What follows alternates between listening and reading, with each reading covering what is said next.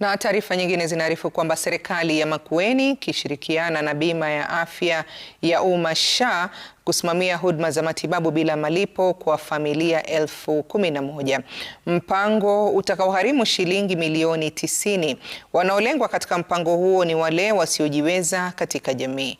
Wakazi hao watapewa kadi maalum na serikali hiyo ili kuwezesha kupata huduma zote za SHA katika hospitali za Makueni na zile za nje ya Makueni.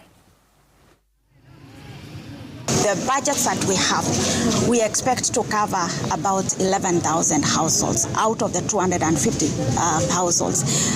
But we are put within our budgets going forward in the next financial year to have that number to 18,000 households and see how we continue to grow that number progressively, even as we see how we capacity build and empower the households so that we can also win out some of the households from the program. The residents of Makueni have not been subjected to means testing, and that is the exercise we are currently doing.